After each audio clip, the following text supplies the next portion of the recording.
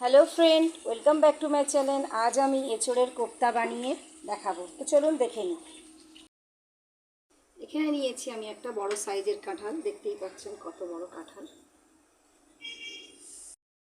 আমি এটাকে খুব সুন্দরভাবে কেটে নেব।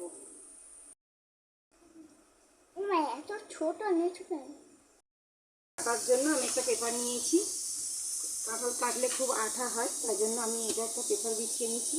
নিয়ে এর মধ্যে কাঁঠালটা রেখে কাটবো। যত ময়লা হবে, আটা হবে, সব সমেত পেপার সমেত আমি বাইরে ফেলে দেবো। আটাগুলো কোথাও লাগবে না, সেই জন্য আমি একটা পেপার বিছিয়ে নিয়েছি। এবার কাঁঠালটাকে ভালোভাবে কেটে নেব।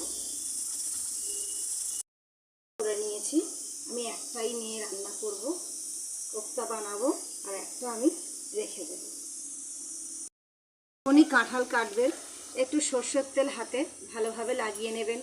এবার ছুরিতেও লাগিয়ে নেবেন, যাতে তেল আটাটা ছুরির মধ্যেও আটকাবে না, আর হাতেও কোনো আঠা জড়িয়ে যাবে না। এইভাবে তেল লাগিয়ে নেবেন। আমি কাঁঠালটা ছোটো ছোটো পিস করে নিব, নিয়ে ভালো করে খোলাগুলো ছাড়িয়ে নিয়ে ফিরে আসছি। এবার আমি এগুলো এরকমভাবে ছুরি দিয়ে খুব ভালোভাবে খোলাগুলোকে ছাড়িয়ে নেব। এই যে এইভাবে একদম পরিষ্কার করে নিয়েছি। মাঝখানের এই ছালটাও কেটে দিতে হবে। এই যে শিরাটা থাকে, এটা শক্ত, এটা গলবে না, খেতেও ভালো লাগবে না, ওই জন্য এটা কেটে বাদ দেওয়া হয়েছে। এবার আমি এইভাবে ছোটো ছোটো করে এরকমভাবে পিস করে কেটে নেব। আমার কাটা হয়ে গেছে, দেখতেই পাচ্ছেন হাতে কোনো আঠাই নেই। আমি একটা তেল লাগিয়ে এইভাবে ভালোভাবে মুছে নিয়েছি একদম। দেখতেই পাচ্ছেন কাঁঠালগুলো আমি এইভাবে কেটে নিয়েছি, ছোটো ছোটো করে পিস করে কেটে নিয়েছি। এবার আমি কোপ্তা বানানোর জন্য এগুলো সিদ্ধ করে নেব। গ্যাসটা ধরিয়ে নিই। এর মধ্যে আমি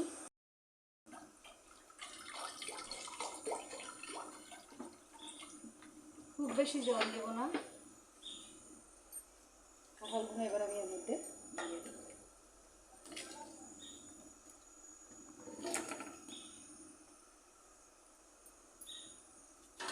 এর মধ্যে দিয়ে আমি একটু সিদ্ধ করে নেব।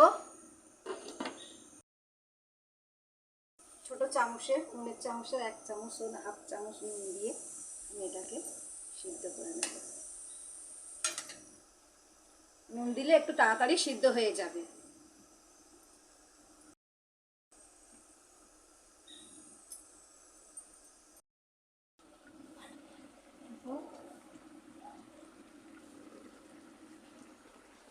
ঢাকাটা খুলে নিয়েছি, দেখতেই পাচ্ছেন কত সুন্দর সিদ্ধ হয়ে গেছে। এগুলো খুব ভালো সিদ্ধ হয়ে গেছে। এবার আমি এগুলোকে নামিয়ে নেব।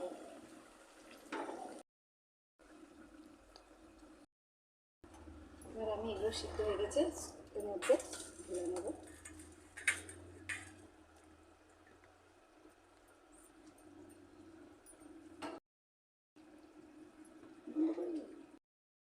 এরকম একটা গ্লাসের এই পেছন দিয়ে এগুলোকে ভালো করে ছেড়ে নেব। খুব ভালো করে সিদ্ধ করে নিলে এগুলো এইভাবে মেখে নিতে সুবিধা হবে।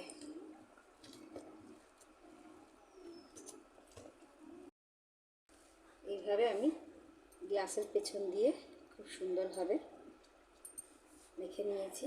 দেখতেই পাচ্ছেন কত সুন্দর একটা মাখা হয়েছে। যত ভালোভাবে সিদ্ধ করবেন, এটা মাখাতেও খুব সুন্দর হবে। এবার আমি এর মধ্যে পরিমাণ মতো নুন, অল্প সামান্য জিরে, ধনের গুঁড়ো, জিরে মরিচের গুঁড়ো, একটু লঙ্কার গুঁড়ো, যে যেমন লঙ্কার খায় সেই বুঝে আপনারা লঙ্কা দেবেন। ভালোভাবে চটকে নিতে হবে।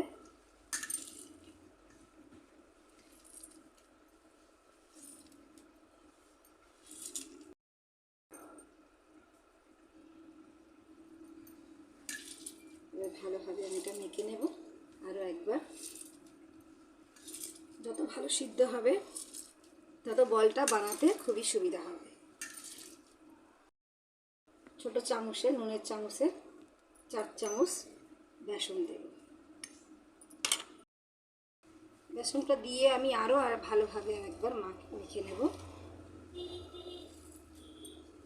দেখতেই পাচ্ছেন কত সুন্দর একটা মাখানো হয়েছে এঁচড়গুলো।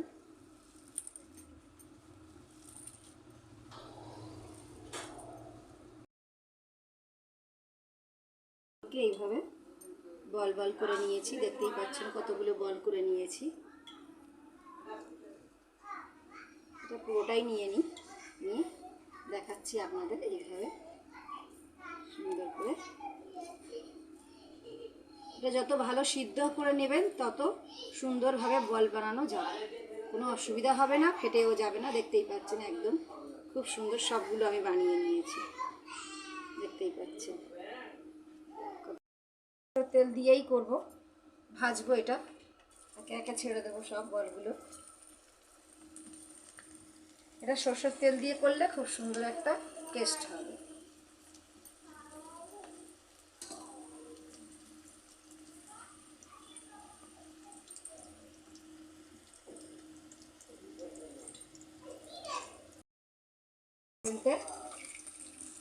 ভেজে নেব, দেখতেই পাচ্ছেন এই পিঠটা কত সুন্দরভাবে ভাজা হয়েছে।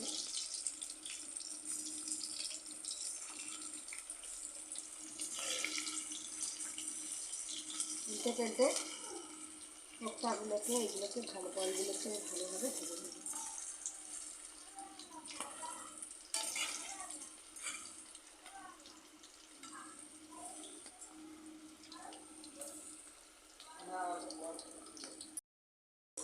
উল্টে পাল্টে এগুলোকে ভেজে নিলে তবেই সুন্দর হবে।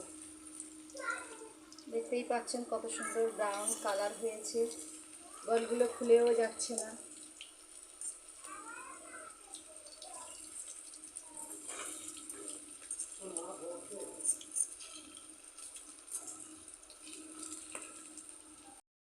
কালার হয়েছে, ভাজাও হয়ে গেছে সব বলগুলো আমার।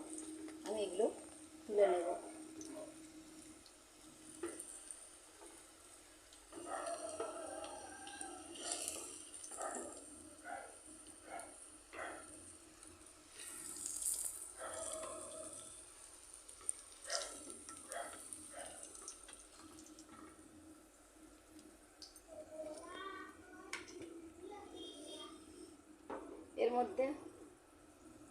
এর মধ্যে আমি একটা তেজপাতা কেটে নিয়েছি, দিয়ে দেব।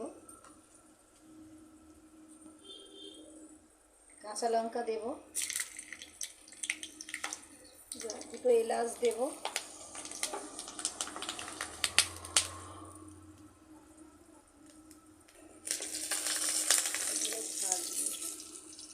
ফাটছে গায়ে লাগবে, দুটো এলাচ, দালচিনি দিয়ে দিলাম। ভালোভাবে নেড়েছে, এটা বলতে খুব ফেটে যাচ্ছে কাঁচা লঙ্কাগুলো। পরে দেব চামচ জিরে, 1 চা চামচ আদা রসুন বাটা,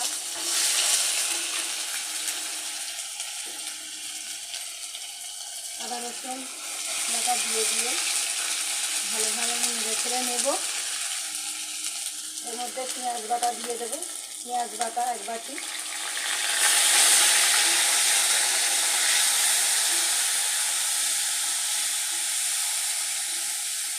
পেঁয়াজ আদা রসুন খুব ভালোভাবে একটা ভাজা হয়ে গেছে, দেখতেই পাচ্ছেন।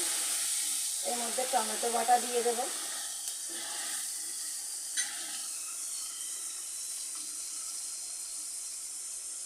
এখানে দেবো লঙ্কা, হলুদ, জিরে মরিচ আর স্বাদ মতো নুন, অল্প সামান্য জিরে। সব উপকরণগুলো দিয়ে আমি ভালোভাবে মশলাটাকে কষে নেব। দেখুন বন্ধুরা কত সুন্দর মশলাটা আমি খুব ভালোভাবে কষিয়ে নিয়েছি, দেখতেই পাচ্ছেন কত সুন্দর কালারও হয়েছে, একটা খুব সুন্দর স্মেলও বেরোচ্ছে, দেখতেই পাচ্ছেন। আপনাদের যদি ভালো লাগে নতুন নতুন এরকম রেসিপি আমার চ্যানেলে পেতে পারেন, তাহলে একটা লাইক করবেন আর শেয়ার করবেন, ভুলবেন না প্লিজ। আপনারা যদি না আমাকে ওইভাবে উৎসাহ দেবেন, তো তাহলে আমি নতুন নতুন রেসিপি আপনাদের সামনে কীভাবে নিয়ে আসবো বলুন। প্লিজ একটা লাইক করবেন প্লিজ। কষা হয়ে গেছে, একটা ভালো গন্ধও ছাড়ছে। এর মধ্যে আমি ভিজে রাখা এই বলগুলো দিয়ে দেবো। একটু সামান্য জল দিতে হবে, বড্ড শুকনো হয়ে গেছে খুব, দেখতেই পাচ্ছেন মশলাটা। একটু আদা বাটার গন্ধ আছে, আমি একটু জল দেবো, সামান্য 1 বাটি জল দেবো। এরকম 1 বাটি আমি এই জল দিয়ে দেবো।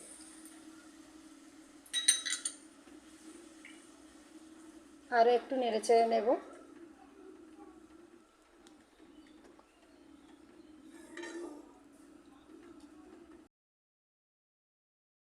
সামান্য চিনি ছড়িয়ে দেবো, চিনি দিলে এর মধ্যে একটু টেস্টটা আরও সুন্দর একটা ফ্লেভার এসে যাবে।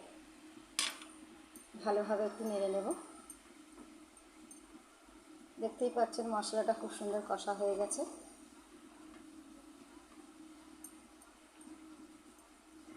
এবার আমি এর মধ্যে বলগুলো ছেড়ে দেব। ভেজে রাখা বলগুলো আমি একে একে এর মধ্যে দিয়ে দেব। বেশি নাড়াচাড়া করব না।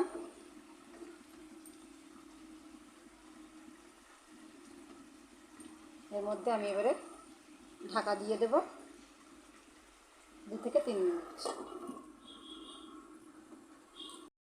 আমি এটা ঢেলে নিয়েছি, দেখতেই পাচ্ছেন কত সুন্দর কালার হয়েছে।